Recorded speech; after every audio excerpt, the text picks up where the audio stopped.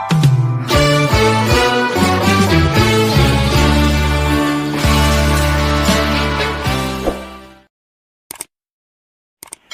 para sahabat, pada hari ini, pada episode ini saya ingin mendiskusikan tentang situasi pembangunan perkotaan kita, terutama kota-kota besar seperti Jakarta ini. Ada suatu kecenderungan, ambisi dari kita semua sebagai bangsa, terutama mungkin para pemimpin kita. Mari kita bangun kota yang modern, super modern, ya. Tetapi secara sosiologis, apabila kita amati di balik pembangunan yang serba supramodern itu, terjadilah suatu kesenjangan sosial, kesenjangan lingkungan, dan seterusnya. Nah, sekarang saya bersama dengan Pak Alwi Sya'af, seorang arsitek profesional yang kemudian dia menjadi sosiolog. Ya. Nah, sekarang saya ingin menunjukkan pada Anda semua sebagai latar belakang bagaimana gambaran yang kita dapat dari suatu sudut ibu kota yang katanya adalah tempat distrik bisnis, hotel, dan rumah mewah. Lalu bagaimana di balik itu ada suatu daerah yang kumuh dan sebetulnya boleh dibilang terlantar juga. Nah, marilah kita lihat film. Terima kasih Prof. Paulus. Saya ingin menyambung apa yang tadi Prof sudah katakan dengan kita melihat cuplikan satu video klip yang saya coba siapkan. Di dalam video ini kita bisa melihat bahwa kota Jakarta itu di suatu sudut tertentu dibangun dengan begitu mewah, dengan begitu luar biasa, sehingga kalau kita mengatakan suatu pembangunan kota yang berhasil secara ekonomi, ya kita harus akui tersebut. Tapi kita juga bisa melihat dari cuplikan-cuplikan yang ada ini, ada bagian-bagian tertentu yang membuat kita kemudian terhenyak, gitu ya. Kenapa bisa ada bagian-bagian yang tetap tidak terurus dengan baik, atau tertata, atau terencana, dan dikembangkan dengan baik? Misalkan kita lihat ada persoalan trotoar yang tidak difungsikan dengan benar, ada kemiskinan yang begitu luar biasa, ada kekumuhan yang luar biasa, dan jalan-jalan ketika kita melihat terjadi terlalu sempit untuk orang berjalan dengan lalu lintas mobil yang diutamakan. Itu saya pikir sebuah gambaran yang kita bisa ambil daripada kondisi kota Jakarta selama ini. Baik, saudara sekalian, saya akan menanyakan kepada Pak Alwi, kalau Anda melihat tadi ya, di suatu ruang di Jakarta ya, terdapat suatu tempat di mana ada gedung-gedung mewah, lalu di situ juga di balik semua itu terjadilah suatu pemandangan yang semacam itu. Nah, sekarang apakah bisa Anda menunjukkan pandangan Anda sebagai seorang arsitek yang belajar sosiologi? Seperti apa kira-kira komentar Anda, analisis Anda?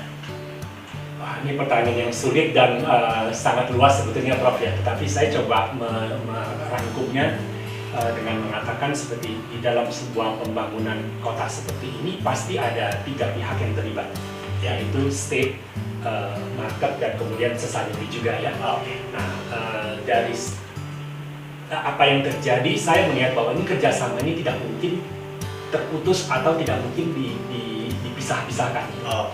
State sebagai pembuat kebijakan seharusnya memberikan kebijakan-kebijakan yang adil, kebijakan yang kemudian dapat diterapkan oleh pengembang, oleh swasta, oleh market kepada society yang juga memerlukan polisi pengembangan itu yang juga lebih adil. Ya. Nah, apa yang terjadi sekarang kalau kita melihat di kondisi di lapangan, ini banyak hal yang kelihatannya tidak nyambung gitu ya. Nah, dari gambaran tadi yang kita lihat itu, seperti tadi saya sudah sebutkan juga dari awal, itu adalah persoalan misalkan public space saja ya, yaitu kebutuhan masyarakat untuk berjalan kaki. Karena kan tidak semua orang itu harus punya mobil dan bisa mempunyai mobil ya. Lalu kita juga melihat daripada foto yang tadi itu juga begitu banyak parkir-parkir motor yang berserakan. Nah, hal yang sangat menggelitik di hati saya, Prof, kalau kita berjalan tempat tersebut adalah kesenjangan dari kacamata saya atas peran mobil dengan peran manusia. Ya. Kalau kita melihat jalan-jalan itu dibuat dengan mulus, dengan baik gitu ya, sehingga mobil dapat berjalan dengan mulus tanpa hambatan. Sementara kalau kita melihat kepada sektor pedestriannya sendiri, manusia itu seolah-olah tidak dihargai sama sekali. Jadi kalau kita berjalan di pedestrian tersebut, di kaki lima, gitu ya, kita akan melihat bahwa begitu banyak halangan atau hambatan yang terjadi di kaki lima tersebut. Bagi kita orang normal saja, kalau kita berjalan, itu nanti ada signage, ada pohon yang tiba-tiba berdiri tengah-tengah pedestrian, ada hambatan-hambatan rantai yang ditutup, kita tidak boleh lewat, ada sampah yang bertumpukan, ada jalan yang tidak rata ya. Lalu kalau kita melihat lagi kepada teman-teman kita yang difabel, ya, itu kan juga banyak penunjuk jalan yang ini tuh, Prof. Ya, jadi teman-teman kita yang berjalan itu seharusnya juga diberikan hak yang sama untuk berjalan seperti layaknya mobil yang berjalan mulus.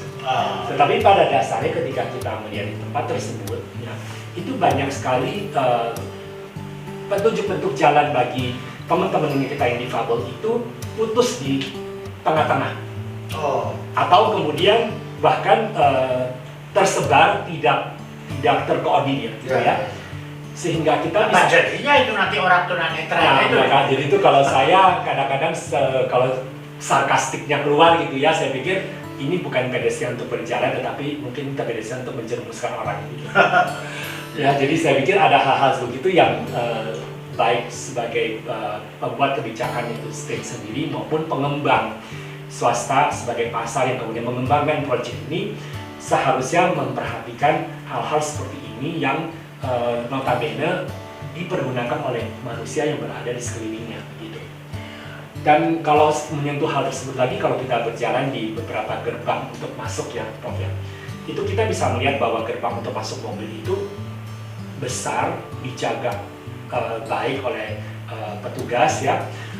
Tetapi ketika kita melihat di sudut yang lain untuk pejalan kaki yang masuk itu secara skala sangat kecil gitu. Kita juga bisa melihat sudut-sudut tertentu di mana kalau kita berjalan di dalam gedung-gedung tersebut itu ruang untuk kita bergerak sebagai manusia berjalan kaki itu sangat sempit atau bahkan tidak ada. Dan sering kalau misalkan kita berjalan dari tempat itu untuk keluar atau masuk gitu ya, kita melihat wah ini saya tidak punya tempat untuk berjalan kaki, dan petugas akan menegur kita, Bapak ini mau kemana? Karena seolah-olah nih tempat ini lebih diprioritaskan untuk mobil. Kalau mobil nggak perlu ditanya lagi, tapi kalau manusia, kamu mau kemana gitu. Jadi istilahnya ya car oriented atau human oriented. Gitu ya, karena kalau orang mengatakan if you build a project for cars, then you have cars. If you build a project for human, you should actually have human gitu. Nah ini kita harus mau memilih yang mana begitu. Nah, bagaimana dengan lingkungan alamnya ya? Kira-kira apakah cukup ramah nih dalam menanggapi lingkungan alam yang ada di daerah itu juga? Ini juga sangat menarik, Prof ya, ketika kita melihat kepada dua kawasan yang begitu mewah di sekitar Jalan Tamrin ini. Di belakangnya daripada bangunan ini ada kali-kali kecil ya, Prof ya. Yang sangat mengenaskan hati saya itu adalah ketika kita melihat bahwa di sisi yang dimana mobil itu lewat kemudian kita namakan drop off area itu semua ditata dengan baik, sehingga kita melihat itu semua super well gitu Iya, ya, rapi. gitu ya. Tapi ketika kita melihat dari sisi yang belakang ya, tempat yang sama nih, jadi dinding yang di belakang sama, nanti kita bisa lihat di foto-foto yang kita juga bisa tayangkan, itu kita langsung melihat bahwa banyak hal yang bersifat dengan keselamatan sebuah bangunan, yaitu ada kabel-kabel listrik ya. Itu pun sudah tidak dipasang atau direncanakan dengan baik gitu. Nah, jadi saya merasa Dianggap daerah belakang gitu ya. iya, jadi saya merasa ini sesuatu hal yang sangat tidak sinkron di dalam cara kita berpikir ya. Baik sebagai seorang pengembang pun maupun seorang perencana maupun seorang yang kemudian terlibat di dalam mengkonstruksikannya begitu Pak. Nah, hal-hal tersebut seharusnya mengganggu mata kita, menyakitkan mata kita, dan kemudian juga harus menyakitkan hati kita ya. Bahwa kenapa hal-hal seperti itu kita tidak perhatikan begitu. Ya karena kita memang cenderung lewat di depan, kita tidak melihat ke belakangnya gitu.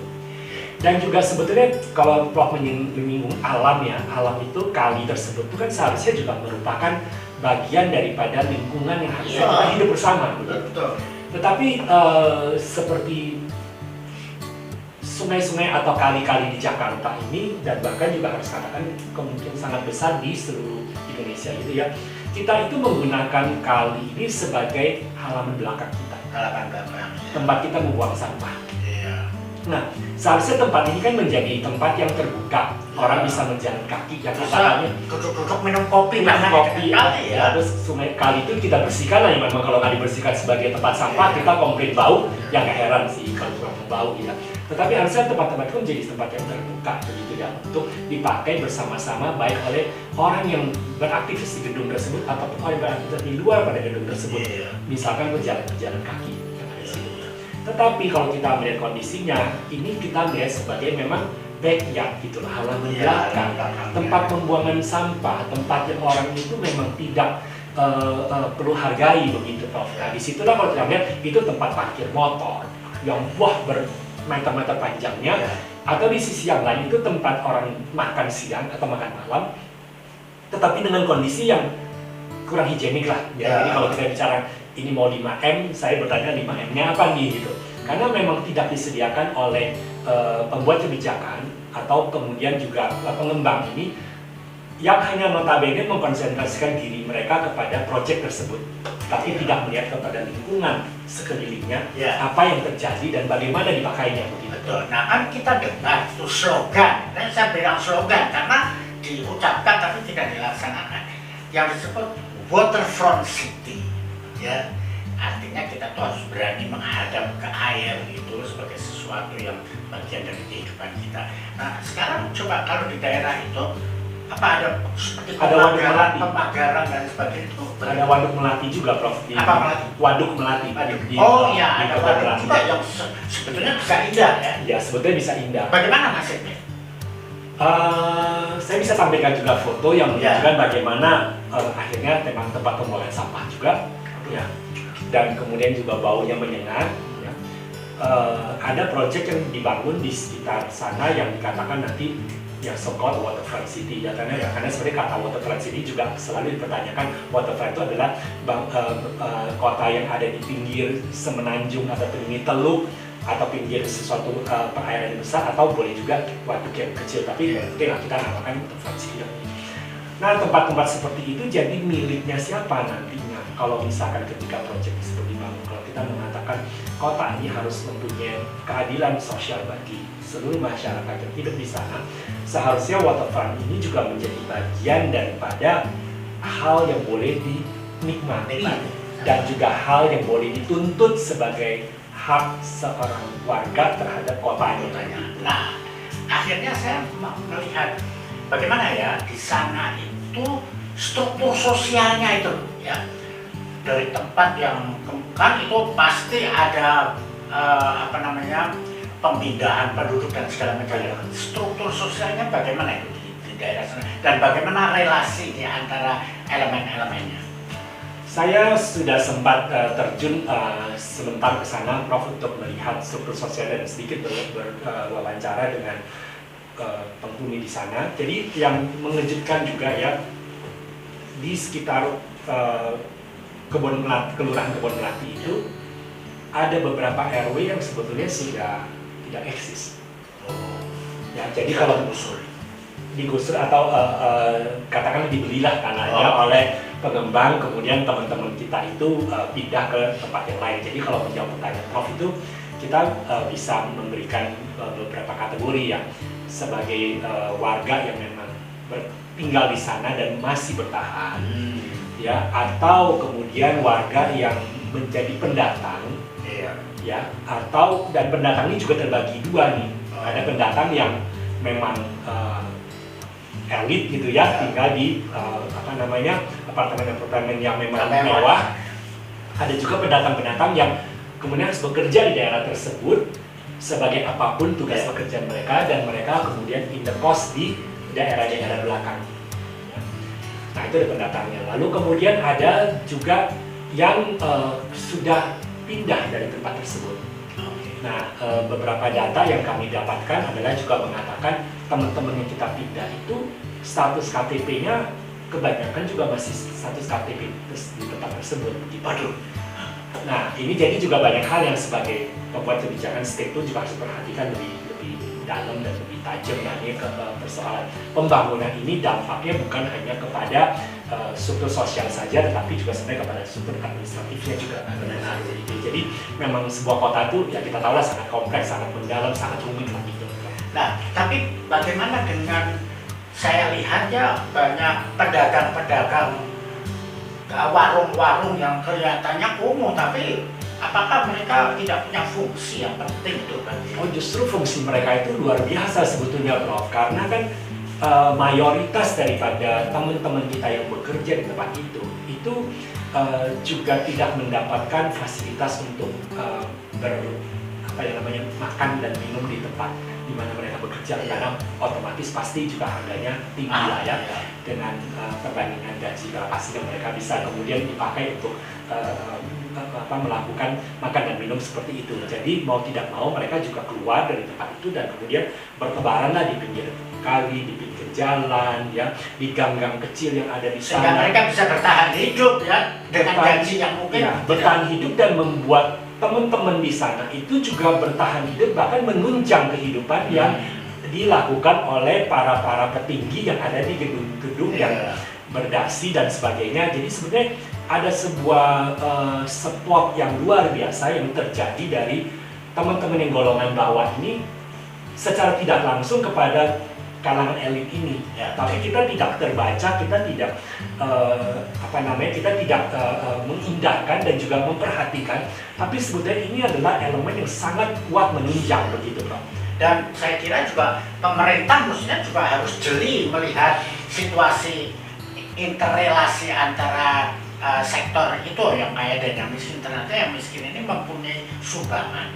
Mestinya ditata bagaimana mereka bisa membuka usaha dagang makanannya itu dengan sesuatu yang lebih terhormat ya, lebih nyaman. Iya.